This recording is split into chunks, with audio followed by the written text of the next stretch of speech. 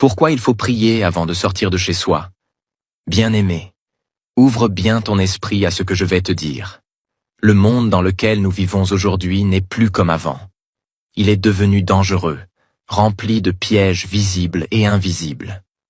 Les hommes, pour avoir de l'argent, du pouvoir ou de la gloire, sont capables de faire des sacrifices terribles, des pactes avec le diable, des offrandes de sang, des malédictions lancées sur des innocents. Tout cela pour réussir dans ce monde passager. Si Dieu ouvrait tes yeux spirituels, ne serait-ce qu'une minute, tu refuserais de sortir de ta maison sans prier. Parce que dehors, dans la rue, dans les marchés, au travail, dans les transports, même dans certaines maisons, l'ennemi a placé ses pièges. Le diable rôde comme un lion rugissant, cherchant qui dévorer. 1 Pierre 5:8. Je te le dis avec amour, si tu ne sais pas prier, apprends vite à prier. Car celui qui ne prie pas est une proie facile pour l'ennemi. Si l'adversaire n'a pas pu t'atteindre dans le monde spirituel, dans tes songes, tes pensées, dans le monde invisible, il passera par le monde physique. Un faux ami, une mauvaise rencontre, une mauvaise porte, un accident programmé, un aliment empoisonné, un piège sur ton chemin. Bien-aimé, il ne faut plus aller manger n'importe où. N'entre pas dans la maison de n'importe qui. Ne laisse pas n'importe qui poser la main sur ta tête. Sois vigilant. Si nous sommes encore vivants aujourd'hui, c'est uniquement par la grâce de Jésus-Christ. C'est parce qu'il a payé le prix à la croix.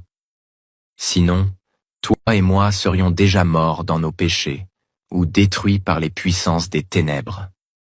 Car les forces démoniaques sont déchaînées. Mais écoute bien ceci. Elles ne verront aucun enfant de Dieu fidèle à Christ Jésus. Elles tomberont dans leur propre piège, elles mangeront leur propre chair, elles boiront leur propre sang, comme il est écrit. Ils se battront entre eux-mêmes. Ésaïe 49, 26. Et toi qui penses que les fétiches protègent, réfléchis bien. Si les fétiches avaient vraiment le pouvoir de sauver une âme, pourquoi les plus puissants féticheurs, sorciers, occultistes abandonnent-ils tout pour suivre Jésus-Christ? Pourquoi des satanistes de haut niveau renoncent-ils à Satan pour se réfugier en Christ? Parce qu'ils ont compris une chose. Il n'y a que Jésus qui sauve. Aucun fétiche, aucun esprit, aucun rituel, aucun marabout ne peut te garantir la paix, la vie éternelle ou la vraie protection. Tout cela était mensonge et tromperie du diable. Le diable donne d'une main pour détruire de l'autre. Mais Jésus donne la vie, et la vie en abondance. Jean 10, 10. Alors je t'en supplie, prie avant de sortir de ta maison. Couvre-toi du sang de Jésus.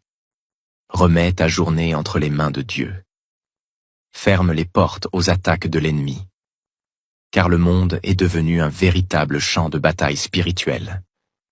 Mais celui qui est caché en Christ est protégé. Celui qui marche dans l'obéissance et la prière est intouchable.